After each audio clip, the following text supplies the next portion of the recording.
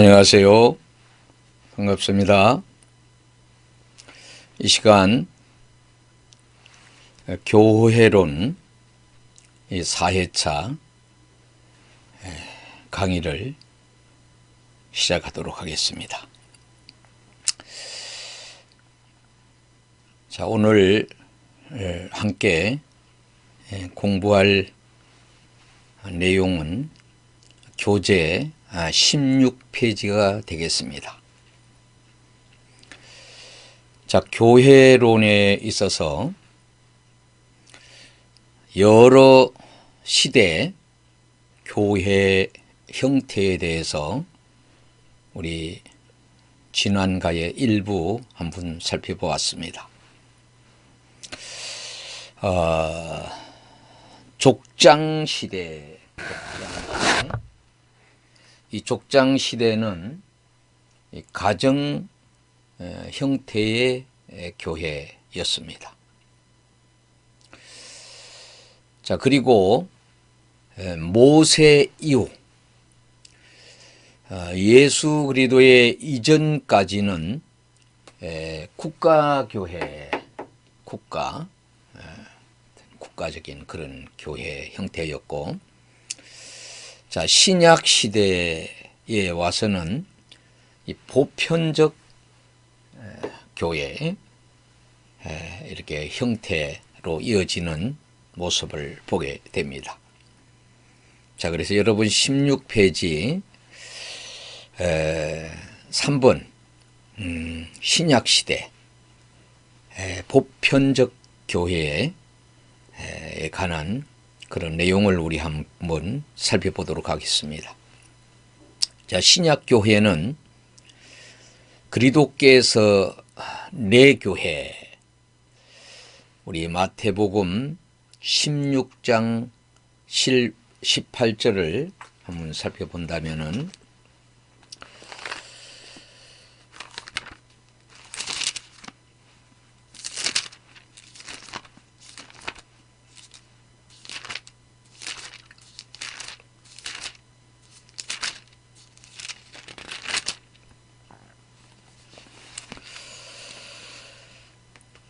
또 내가 내게 이르노니 너는 베드로라, 내가 이 반석 위에 내 교회를 세우리니 음부의 권세가 이기지 못하리라. 이렇게 말씀하신 바처럼 이 내 교회, 예수님이 내 교회를 세우리라는 예언대로 예수님이 우리 십자가 지시고 이번 또 부활절을 지났는데, 부활하신 후 이제 40일간 또 계시게 되잖아요. 그리고 이제 승천하셨습니다. 사도행전에 볼 것 같으면은 그 약속한 대로 처음에는 한 500여 분들이 모여서 주님이 말씀하신 성령 임하심을 간절히 사모하면서 열흘 동안의 기도를 하게 되죠. 자, 열흘째 되는 오순절이니까 이제 50일 되는 때에 성령님이 그 모여있는 한 사람 한 사람에 임하셨다. 이렇게 말씀하고 있죠. 자, 오순절 성령 강림과 함께 이제 시작이 되는 모습을 보게 됩니다. 우리 사도행전 2장을 한번 살펴보도록 하겠습니다. 2장 1절에서 4절의 내용을 우리 살펴보면은, 오순절날이 이미 이르매 그들이 다 같이 한 곳에 모였더니 호련히 하늘로부터 급하고 강한 바람 같은 소리가 있어 그들이 앉은 온 집에 가득했다. 그 모습을 보니까 마치 불의 혀처럼 갈라지는 것들이 그들에게 보여 각 사람이 하나씩 임하여 있더니 그들이 다 성령의 충만함을 받고 성령이 말하게 하심을 따라 다른 방언들로 말하기를 시작하니라. 이렇게 말씀을 하고 있습니다.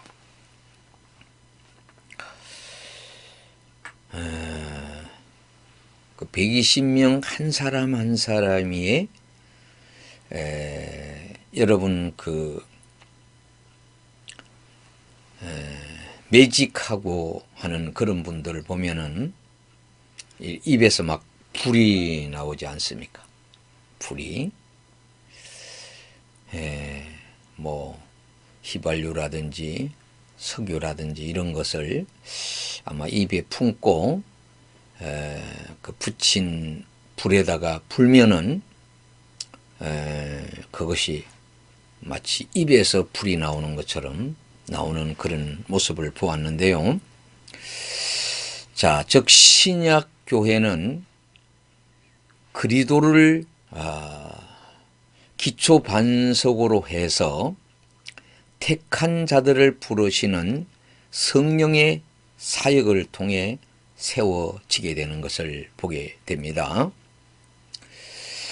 여기 고린도전서 3장 11절 내용을 우리가 한번 또 살펴보면은 고린도전서 3장 11절을 우리 함께 살펴보면은요. 이 닦아둔 곳 외에 능히 다른 틀을 닦아 둘 자가 없으니 이 틀은 곧 예수 그리스도시라. 이렇게 말씀했어요. 자, 교회의 트 되시는 예수님에 대한 말씀인데요. 10절에는 내게 주신 하나님의 은혜를 따라 내가 지혜로운 건축자와 같이 틀을 닦아둠에 다른 이가 그 위에 세우나 그러나 각각 어떻게 그 위에 세울까를 조심할지니라. 이렇게 말씀을 하셨습니다. 자, 우리 에베소서에도 하나님의 은혜에 대한 말씀을 하셨는데 이 교회의 터가 어떻습니까? 예수 그리스도 위에 세워진다. 그것이 이제 교회인데요. 그래서 이제 교회론의 에베소서에서 소개한 것처럼 예수 그리스도를 머리로 해서 우리는 뭐예요? 이제 지체가 된다. 그래서 우리 한 분 한 분이 예수 그리스도의 뭐예요? 지체인 몸이다. 이렇게 말씀을 하셨습니다. 자, 한번 내용을 좀 살펴본다면은 신약 교회의 특징, 신약 시대의 교회의 특징은 신약 교회는 그리스도의 죽으심 그리고 부활하심을 기초로 해서 세워졌기 때문에 구약 시대의 교회와 다른 특징들이 있다고 하는 겁니다. 자, 족장 시대에서 어때요? 아담 이후 모세 이전까지는 가정, 응? 어떻습니까? 우리가 이제 창세기를 볼 것 같으면은 네 분의 족장이 나오잖아요. 아브람, 이상, 야곱, 그리고 우리가 또 요셉이라고 하는 그 이제 시대의 그런 모습을 우리가 볼 수 있고, 그리고 어떻습니까? 뭐 흉년이 들고 뭐 이렇게 해서 애굽으로 내려가서 물론 이제 요셉 시대에 요셉이 노예로 팔려가서 총리가 되고, 그리고 고센 땅으로 어떻습니까? 참 70인 가족들이 내려가서 이제 사는 과정에서 이제 400여 년 동안의 세월이 흘러서 모세로 하여금 하나님이 어떻습니까? 애굽에 머물지 말고 출애굽해서 어떻습니까? 하나님이 예비하신 그 광야에 가서 마음껏 뭐 하기 위해서? 하나님 앞에 예배 드리기 위하여, 예배 드리려고 그렇게 광야로 나가서 하나님이 예비하신 성막이라고 하는 성막을 짓게 되고, 거기에 어떻습니까? 성소가 있고 지성소가 있어서 지성소에는 하나님이 어떻습니까? 낮에는 구름 기둥으로, 밤에는 불 기둥으로 현현 함께 하셨다고 하는 거죠. 그리고 광야 40년 세월 동안에 이제 함께 하셨어요. 자, 그래서 신약 교회의 그 특성이 여기 몇 가지로 소개되고 있습니다. 첫째는 독립적 조직이었다. 구약 교회는 어떻습니까? 이제 이 국가적인 또 교회도 이렇게 이루고 있었는데, 구약 교회는 이스라엘 국가로부터 독립된 조직을 취할 수 없는 뭐 그런 형태였으나, 신약 교회는 이스라엘 국가 속에 예속되지 아니한 즉 오순절 마가 다락방에서 120문도와 시작한 신약 교회는 사도들을 중심으로 독립된 조직을 갖게 되는 것을 보게 됩니다. 이는 점차 지교회와 또 총회 형태를 띠게 되는 그런 모습을 보게 됩니다.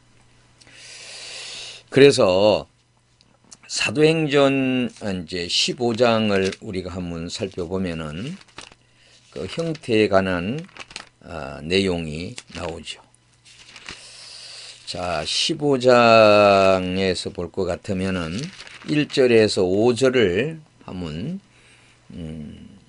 읽어보면은, 어떤 사람들이 유대로부터 내려와서 형제들을 가르치되 너희가 모세의 법대로 할례를 받지 아니하면 능히 구원을 받지 못하리라 하니, 바울 및 바나바와 그들 사이에 적지 아니한 다툼과 변론이 일어난지라. 형제들이 이 문제에 대하여 바울과 바나바 및 그 중에 몇 사람을 예루살렘에 있는 사도와 장로들에게 보내기로 작정하니라. 그들이 교회의 전송을 받고 베니게와 사마리아로 다니며 이방인들이 죽게 돌아온 일을 말하여 형제들을 다 크게 기쁘게 하더라. 예루살렘에 이르러 교회와 사도와 장로들에게 영접을 받고 하나님이 자기들과 함께 계셔 행하신 모든 일을 말하며, 바리새파 중에 어떤 믿는 사람들이 일어나 말하되 이방인에게 할례를 행하고 모세의 율법을 지키라 명하는 것이 마땅하다 하니라. 자, 이 할례 문제, 구약의 할례가 신약에 와서는 이제 세례로 이어지게 되는 그런 모습을 보게 되는데, 자, 이 사도 바울과 이 바나바는 어떻습니까? 이방인들에게 복음을 전하게 됐잖아요. 이방인의 이제 사도로 하나님이 부름 받아 그 사명을 감당하게 되는데, 자, 오순절 다락방에 여러분 많은 그 120명 중에는 그 오순절이라고 하는 절기에 그를 지키기 위해 예루살렘에 올라왔던 많은 분들, 흩어졌던 디아스포라 하나님의 백성들이 이제 이렇게 예루살렘에 성전에 오게 되잖아요. 자, 이 사도 바울과 바나바의 마음에는 하나님이 이방인들을 위하여 세우셨다고 하는 사명을 알게 될 때에 유대인보다는 그 이방인들에게 더 관심을 가지고 복음을 전하게 되죠.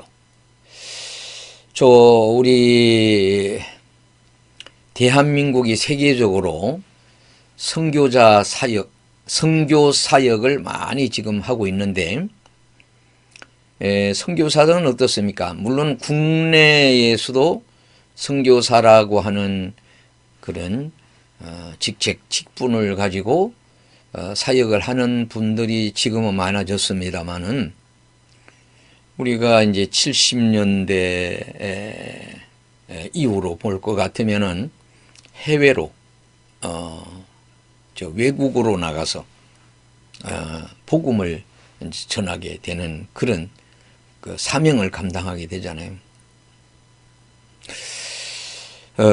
우리나라도 70년대에 참 하나님이 어마어마하게 부흥의 불길이 타오르게 하셔서, 그때 당시에는 십자가만 세우면은 사람들이 모여들었다, 그런 얘기들을 했습니다.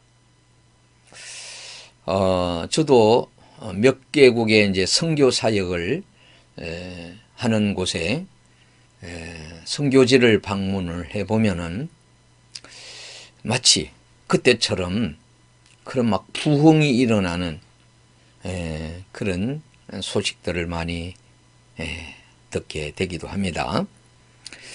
자, 독립적 조직과 더불어서 세계적인 이 교회 형태를 우리가 갖게 되는데, 신약교회는 이스라엘 나라에 국한되지 않고 예루살렘에서 유대 그리고 사마리아 땅끝까지 확장되어가는 세계 교회가 되는 모습을 보게 됩니다. 우리가 잘 아시는 사도행전 1장 8절의 말씀은 늘 우리가 읽어도 은혜가 되고, 교회, 이 신약 시대의 교회가 어떻게 세계적으로 하나님의 주님이 명령대로 그런 역사가 나타나는가를 볼 수가 있는데, 1장 8절에는 오직 성령이 너희에게 임하시면은 너희가 권능을 받고 예루살렘과 온 유대와 사마리아와 땅끝까지 이르러 내 증인이 되리라 하시니라. 말씀처럼 여러분, 이렇게 교회가 세계적으로 확산되어 가게 되는 것을 보게 됩니다. 자, 이 교회는 어떻습니까? 선교적인 교회인 것을 보게 됩니다. 구약 교회에서는 복음이 이스라엘 민족 안에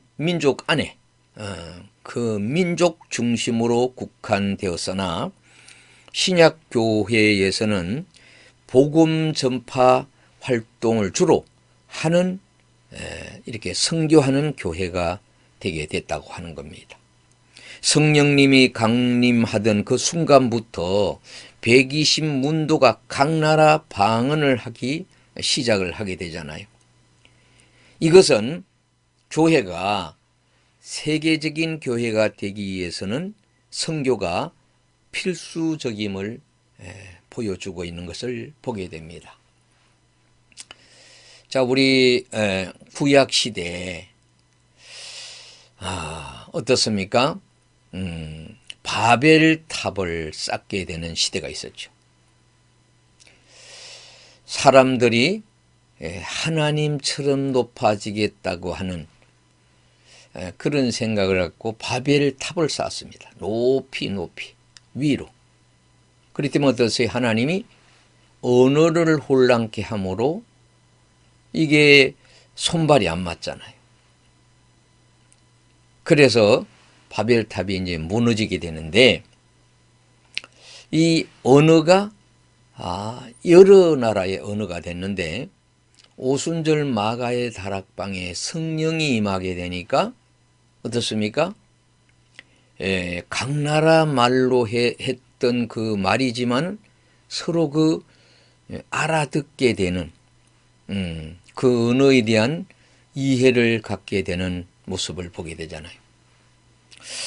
자, 우리 선교사님들이 해외에 가서 그 나라 언어, 세계적인 언어, 그 나라 언어를 이렇게 배우셨는데, 그 신기하게도 선교사님들의 그 간증을 들어보면은 하나님이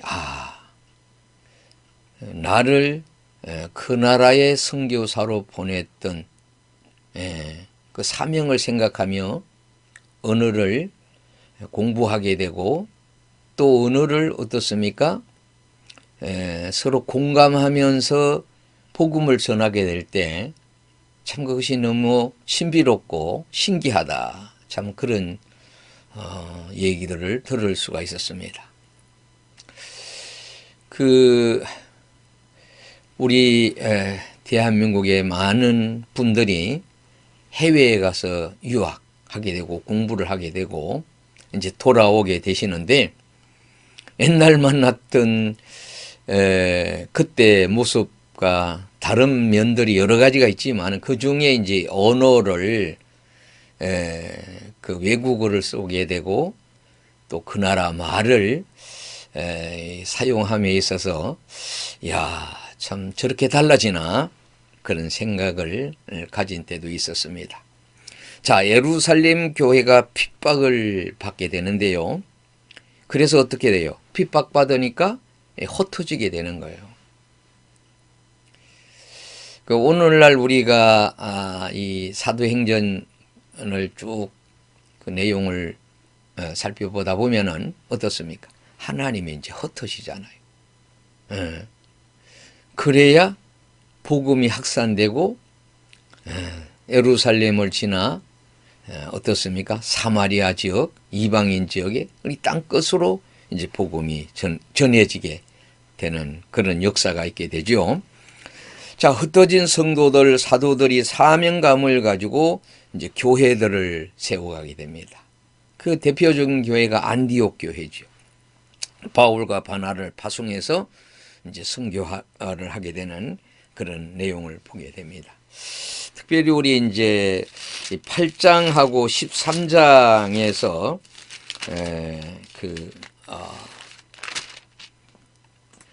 교회가 확산되어 가는 모습을 좀 우리가 살펴볼 수 있는데요.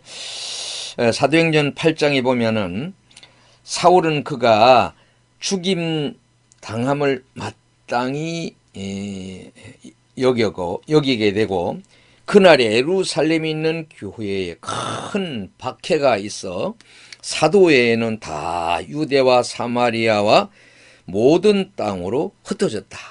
경건한 사람들이 서대반을 장사하고 이하여 크게 울었고, 사울이 교회를 잔멸할새 각 집에 들어가 남녀를 끌어다가 옥에 넘기게 됩니다. 자, 그 흩어진 사람들이 두루 다니며 복음의 말씀을 전하게 됐는데, 빌립이 사마리아 성에 내려가 그리스도를 백성에게 전파를 했는데, 무리가 빌립의 말도 듣고 행하는 표적도 보고 한 마음으로 그가 하는 말을 따르게 되었고, 많은 사람에게 붙었던 더러운 귀신들이 크게 소리를 지르며 나가고, 또 많은 중풍병자와 못 걷는 사람이 낳게 되었다. 그래서 그 성에는 큰 기쁨이 있게 됐다고 하는 겁니다.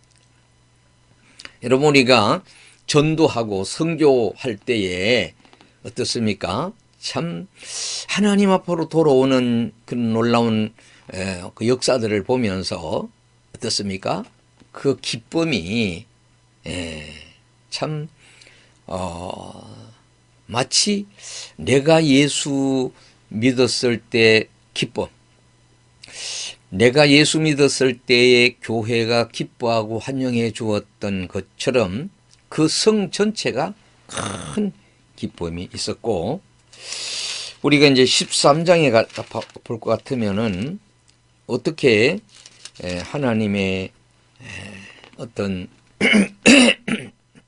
복음이, 주님의 복음이 땅끝까지 증거되는가에 대해서 안디옥 교회의 선지자들과 교사들이 있었는데, 바나와 니게를 하는 시몬과 구르네 사람 누기오와 분봉왕 헤롯의 젖동생 마나엔과 및 사울이라. 주를 섬겨 금식할 때 성령이 이르시되 내가 불러 시키는 일을 위하여 바나와 사울을 따로 세우라 하시니, 예, 금식하며 기도하고 두 사람에게 안수하여 보내게 되었다. 자, 그래서 우리가 선교사님들을 파송 하게 될 때에 어떻습니까? 그 선교사들을 교육하고 훈련시키고 이렇게 해서 안수해서 이렇게 보내게 되는 모습을 보게 됩니다. 그 참 선교사로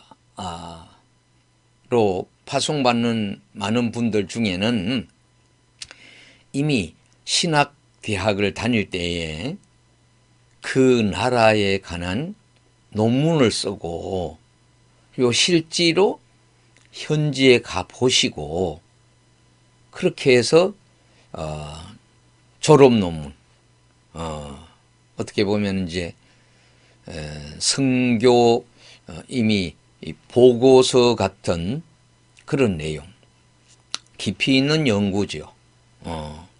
그렇죠. 학적으로도 연구가 되고 이해를 하고,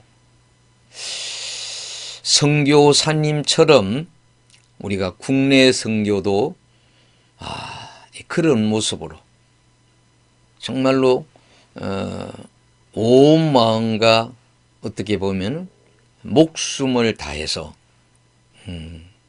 그렇게 참 낯설고 물설은 그곳에 가서 이 복음을 전하는 선교사처럼 우리 국내 선교에도, 선교 사역에도 아마 그런 마음을 갖고 할 때에 참 놀라운 역사가 많이 일어나고 있고 또 일어나리라고 봅니다. 자, 구약 교회의 예배는 율법에 엄격한 규정된 율례를 따른 의식적 그런 예배죠. 그런 예배 형태에서 신약 교회는 신령과 진정으로 예배를 드림으로 형식적 의식에서 탈피하게 되는 그런 모습을 보게 됩니다.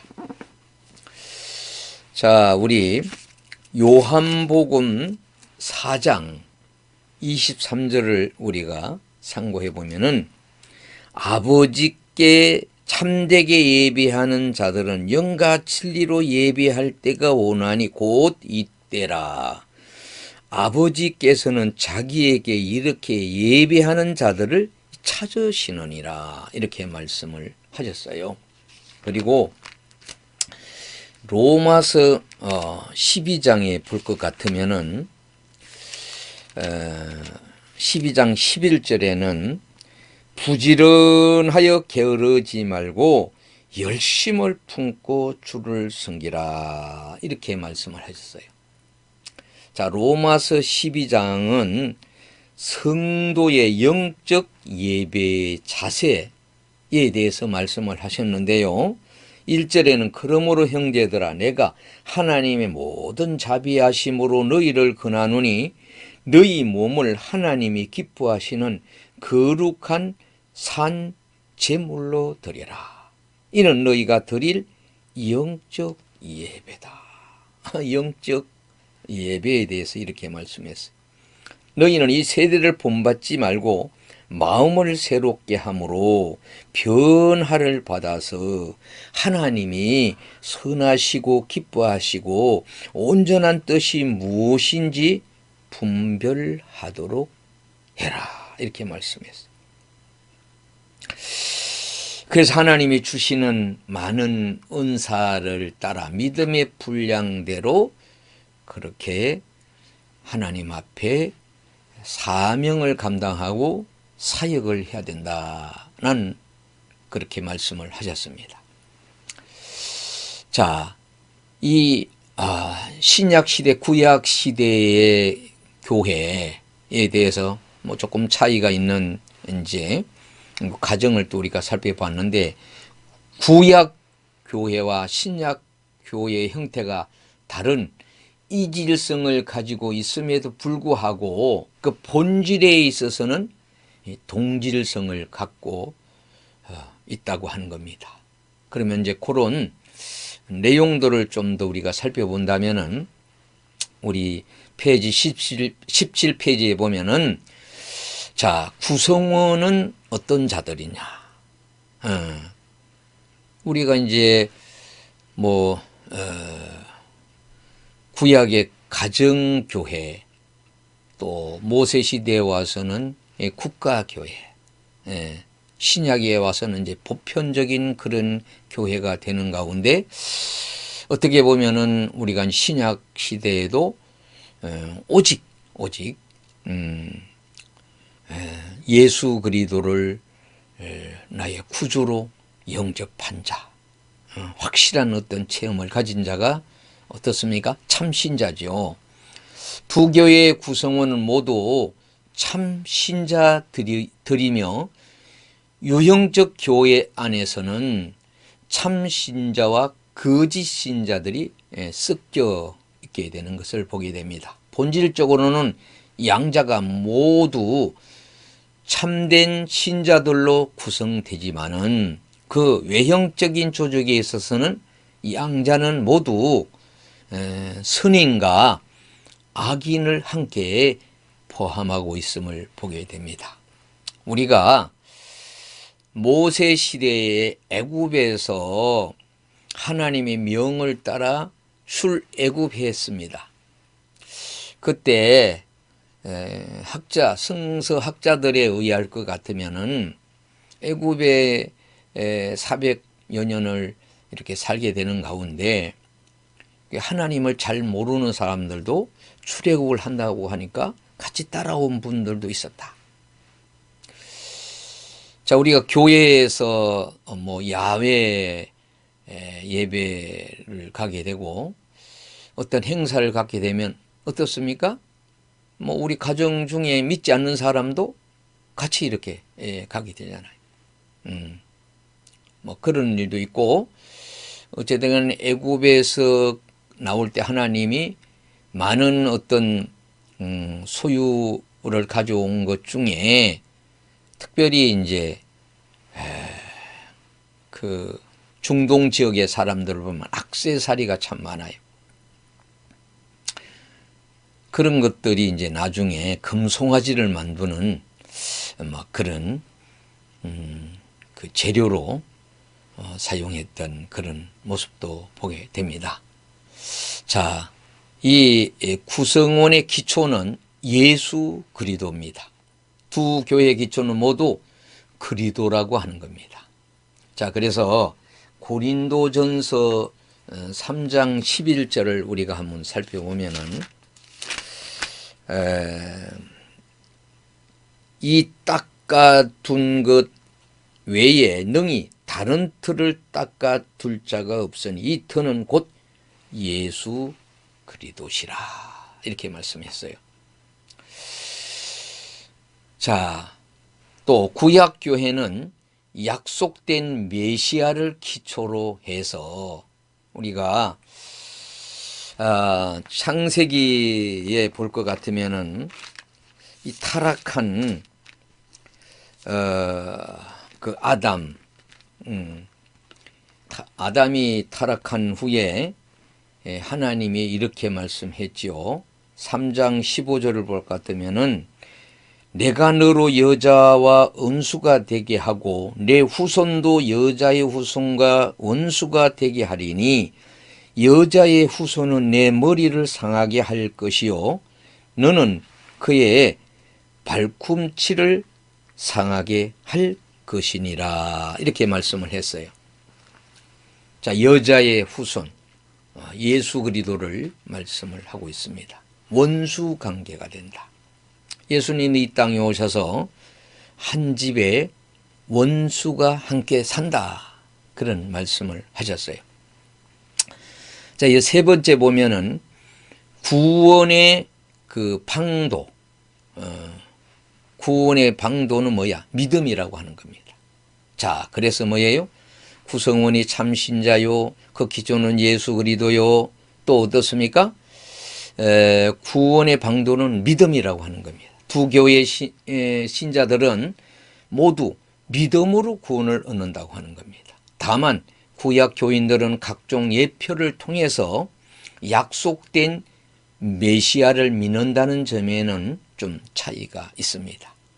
자, 창세기 15장이나 로마서 3장이라든지 4장에 그런 내용을 살펴볼 수 있고 그 예표로 우리가 이제 성례 의식을 우리가 살펴보게 되는데요. 구약에는 어떻습니까? 여러 절기가 있었고 유월절, 특별히 어린 양 뿐만 아니라 뭡니까? 이 할례라고 하는 자, 유대인들의 어떤 징표가 이제 할례였잖아요. 그리고 신약 시대에 와서는 뭐예요? 교회 회원의 어떤 자격이 이 세례 교인이 회원이 되어서 한 해에 1차 총회를 갖게 되고 그 이전에 뭐 요사이는 이제 분기별로 직원회라고 하는 직원회를 이제 하게 되죠. 자, 두 교회의 성례는 형식과 방법 면에서는 차이가 있지만은 내용 면에서는 서로 일치를 한다고 하는 겁니다. 유월절 어린 양은 곧 신약의 성찬의 주인공인 예수 그리스도를 예표를 하는데 그에 대해서 우리가 성경 한번 요한복음 1장 29절을 우리가 살펴본다면은 요한복음 1장 29절 한번 보겠습니다. 1장 29절에는 이튿날 요한이 예수께서 자기에게 나오심을 보고 이르되 보라 세상 죄를 지고 가는 하나님의 어린 양이로다. 우리가 이제 속죄일에 해당되는 때에 우리가 어떻습니까? 모든 백성의 죄를 대신 지게 하는 아세살 양, 이렇게 죄를 뒤집어서 광야에 내보내서 찢겨 피 흘려 죽음으로 이 사죄를 받게 되는.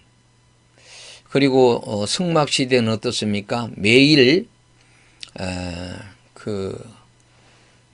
양과 소와 염소 등을 하나님의 정한 예법에 따라서 어떻습니까? 잡아가지고 피를 가지고 이제 가잖아요. 지성소로 들어가잖아요. 자, 그게 다 이제 사제 그런 예표인데요. 그래서 요한복음에는 고린도전서도 그런 예표를 말씀했는데 구약 교회의 대표적인 것이 할례고 신약 교회의 대표적인 것이 이제 세례. 이 세례인데 이 목적은 이 몸을 벗어버리라는 성결 의식이라고 하는 겁니다. 그러니까 그런 면에서 이제 동일하다고 하는 것을 골로새서 2장 11절 12절에서 우리가 살펴볼 수 있다고 하는 겁니다. 뿐만 아니라 동일한 명칭이 이제 교회인데요. 교회를 뜻하는 신구약 그 원어상의 용어들에서 이미 우리가 이제 전에 살펴봤는데, 구약의 회중 카할은 신약의 교회 에클레시아와 동일한 의미라고 하는 겁니다. 신약의 예수 그리스도의 몸이라고 하는 용어는 어떻습니까? 하나님의 성전, 또 예루살렘과 일맥상통을 하게 된다고 하는 겁니다. 고린도서 3장이라든지 고린도후서 6장이라든지 에베소서 2장이라든지 히브리서 12장에 우리가 볼 수 있는데, 서대반의 모세 시대의 교회를 강야교회라 이렇게 표현을 해서 지칭한 것을 우리가 보게 되는데요. 신구약 교회가 동일한 명칭으로 지칭될 수 있는 동일한 본질을 가졌다는 사실을 우리가 보게 됩니다. 자, 뿐만 아니라 예언의 성취 중에 구약은 그분이 오시리라, 메시아가 오시리라. 자, 신약에는 그 메시아가 와서 어떻습니까?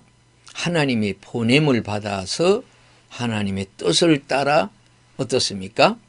겟세마네 동산에서 할 수만 있으면 이 잔을 내게서 물리쳐 달라고 그렇게 참 땀방울이 핏방울 되도록 기도하시고 어떻습니까? 하나님의 뜻을 따라 참 로마 군병에게 붙들려서 이제 골고다 언덕에서 십자가 지시는 모습을 보게 됩니다.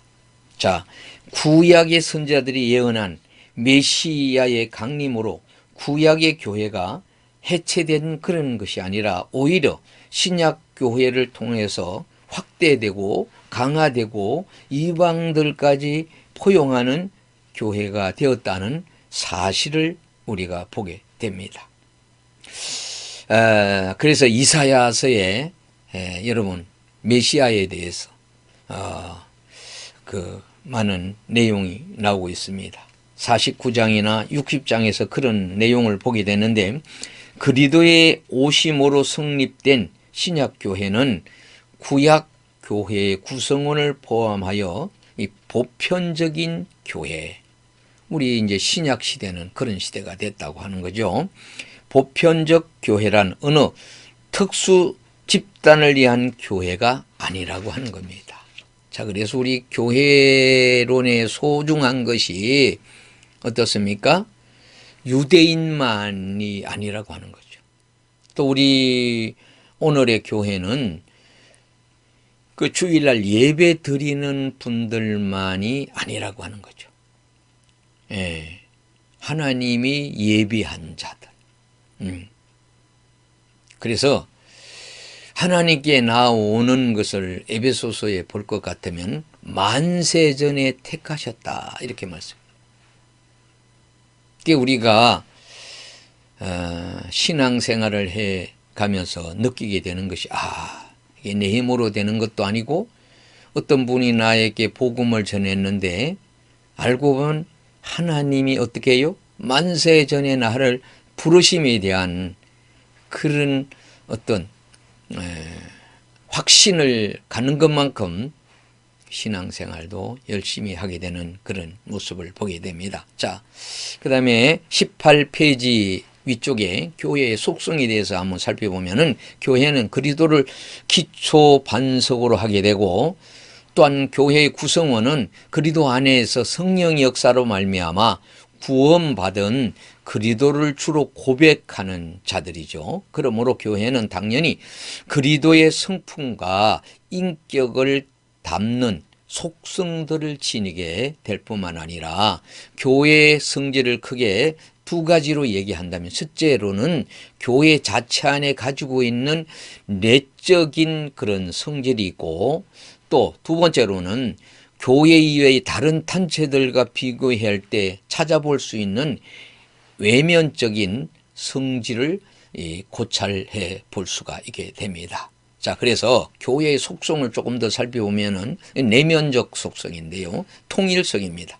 로마 교회는 전 세계의 교회를 포함하는 로마 교황청을 중심으로 한 행정 조직에서 통일성을 찾으나 개신교는 다음과 같은 근거에서 통일성을 찾는다는 겁니다. 자, 로마 교회, 요새도 이제 교황청이 있죠. 교황청.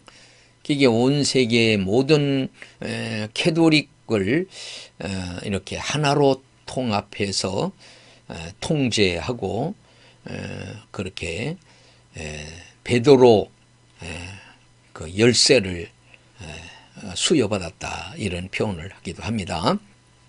자, 내면적인 영적 통일에 대해서 좀 살펴보면은 교회는 그리스도의 몸으로서 교회의 머리 대신 그리스도의 통치를 받을 뿐만 아니라 오직 한 분 성령의 활동하심으로 생명력을 지니게 되는 것을 보게 됩니다. 따라서 교회의 모든 구성원은 동일한 신앙에 참여하며 그리스도로 말미암아서 서로가 서로에게 결속되고 동일한 미래의 영광스러운 소망을 품게 되는 것을 보게 됩니다. 자, 그러면 외형적으로는 어떻습니까? 이 조직적 통일을 보게 됩니다. 내면적인 통일성을 이룬 성도들이 유형교회를 형성하게 될 때에 자연히 교리나 또 예배의식이나 행정조직 등에서 이 통일성을 가져오게 됩니다. 그러나 지상의 유형교회 안에 있는 인간들의 불완전성과 사단의 방해 공작 때문에 이런 교회들의 통일성을 이루기가 매우 힘든 모습도 볼 수가 있게 됩니다. 그럼에도 불구하고 성도들 모두를 최선을 다해서 유형교회의 통일성을 이루는 것을 지상의 의무로 우리가 여겨야 된다고 하는 겁니다. 뿐만 아니라 어떻습니까? 이 통일성과 더불어서 거룩성이 있다고 하는 겁니다. 교회 속성 가운데 거룩성은 가장 특징적인 특성에 있습니다. 교회는 하나님의 것이고 그 구성원이 하나님의 백성이기 때문에 거룩성을 지니는 것은 당연한 일입니다. 로마 교회는 교의, 도덕적 교훈, 예배, 건징 등 교회 외적 형식에서도 거룩성을 찾지만은 개신교는 다음과 같은 내면적인 영적인 면에서 또 내용을 우리가 살펴볼 수 있게 되는데요. 첫째, 교회는 그리스도의 의를 기초로 하고 있기 때문에 교회의 기초상 거룩한 뭘 추구하게 되는 걸 보게 됩니다. 하나님이 거룩하니 너희도 거룩하라, 이렇게 말씀했죠. 또 교회의 구성원은 믿음으로 말미암아 의롭다함을 얻기 때문에 신분상으로 거룩하고, 교회 구성원은 더 이상 구섭을 쫓지 않기 때문에 의와 진리와 거룩함을 쫓는 새 사람이기 때문에 생활 원리상 거룩하다고 하는 겁니다. 자, 뿐만 아니라 이 보편성으로 보면 로마 교회는 세계 교회의 유형적인 조직에서 보편성을 찾으나 개신교는 무형교회만이 참된 의미에서 보편적 교회라는 사실을 강조를 하게 됩니다. 자, 그 강조하는 것은 이 다음과 같은데요. 첫째, 그리스도의 구원의 역사가 보편적이기 때문에 그렇다고 하는 겁니다. 그 구원의 의에 참여한 무리의 모임도 보편적이라고 하는 겁니다. 또 복음이 시공을 초월해서 모든 족속에게 전파되고 또한 앞으로도 전파될 것이기 때문에 시간적 공간적으로 보편적이라고 하는 겁니다. 또 하나는 복음으로 구원받는 자들이 모든 시대와 지역, 종파를 초월해서 존재하기 때문에 보편적이고, 그리스도는 만유시요 만유 위에 계시기 때문에 보편적이다. 골로새서 3장 11절에 말씀을 하셨고, 또 하나는 뭐예요? 이 사도성입니다. 로마 교회는 다음과 같은 두 가지 점에서 자기들만이 사도적 전통을 가지고 있다고 주장들 하지요. 첫째로는 이제 조직적인 면에서 로마 교회, 헬라, 정교회, 저런 교회들이 영국 교회는 지교회의 근원과 치기가 직접 사도들에게 소급되었다고 주장을 하죠. 이 감독 교회들은 성례는 반드시 지교회 신부들에 의하여 거행될 것이라고, 그 신부들이 사도 때부터 안수로 말미암아 직접 사도의 계성을 가져왔다, 그렇게 주장을 하죠. 교리 면에서 보면은 로마 교회는 그들의 교황권은 사도 베드로에게 비록되었고, 베드로는 사도의 천국의 열쇠를 예수께로부터 직접 받은 것이라고 이제 주장들을 합니다. 자, 이 두 번째는 로마 교회의 주장에 대한 이제 비판에 대해서 얘기를 하고 오늘 강의를 마치게 될 텐데, 로마 교회는 조직 면에서 자기들만이 사도를 초대 교황으로 하는 사도적 계승을 받고 있다고 주장을 합니다. 그러나 이것은 역사적 근거가 없는 것입니다. 역사적으로 볼 때 로마 교회 안에 교황이 처음으로 등장한 것은 AD 590년 그레고리 대저 때부터인데요. 교회사 분야의 대학자인 샤프 교수는 다음과 같이 얘기를 했습니다. 자, 이 다음과 같은 얘기는 우리 시간이 다 되어서 우리 오후 강의 우리 한번 같이 살펴보도록 하겠습니다. 감사합니다. 수고하셨습니다. 여기까지 4강 강의를 마치도록 하겠습니다.